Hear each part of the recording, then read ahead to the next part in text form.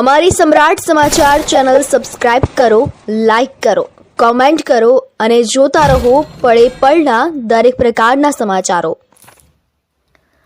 સરકાર હાલ કરચોરો ઉપર બાજ નજર રાખી રહી છે, ત્યારે ફટાકડામાં મોટા પાયે કરચોરી થઈ રહી હોવાની વાત તળાજામાં વ્યાપક બની છે અને તેને પકડવા માટે જ્યાં ફટાકડાના છૂટક સ્ટોલ ઊભા કરવામાં આવ્યા છે ત્યાં જ સીધી તપાસ કરવામાં આવે અને કોણ કેટલો માલ લાવ્યું છે, એ માલ કેટલો સાચા બિલિંગમાં છે ને કેટલો બોગસ બિલિંગમાં, તે બાબતની તપાસ કરવામાં આવે તો ટોપ લેવલથી લઈ તળિયા સુધીની જીએસટી ચોરી પકડાઈ શકે તેમ છે।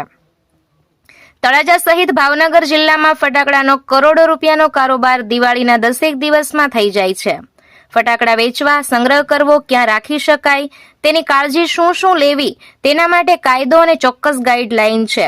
ખાસ કરીને આ ધંધો દિવાળી સમયનો જ વધુ હોવાથી નિયમોનું કડક પાલન થતું નથી, તેમાંય ખાસ કરીને જીએસટી જેવા મામલે તેવી માન્યતા જોવા મળી રહી છે। તળાજામાં ચાલતી ચર્ચા મુજબ ફટાકડા તો લાખો રૂપિયાના વેચાય છે ને ફૂટે છે, પણ તે ફટાકડાનો ટેક્સ સરકારને ચૂકવાય છે કે કેમ? પાકા બિલમાં આવે છે કે બોગસ બિલમાં આવે છે કે બિલ વગર જ ફટાકડા લાવવામાં આવે છે? આવા સવાલો અહીં ઉઠી રહ્યા છે। આધારભૂત સૂત્રો પાસેથી મળતી વિગતો મુજબ સામાન્ય રીતે 28% દર છે। પ્રોડક્ટ ક્વોલિફિકેશન ઉપર જીએસટી દર લાગુ પડે છે।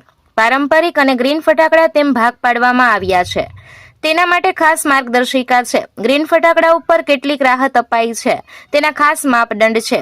મોટા વેપારીઓ માટે ઇનપુટ ટેક્સ ક્રેડિટ પ્રક્રિયા પણ લાગુ પડે છે। 28%ની ટેક્સ ચોરી પકડવા માટે તળિયેથી તપાસ થવી જરૂરી છે।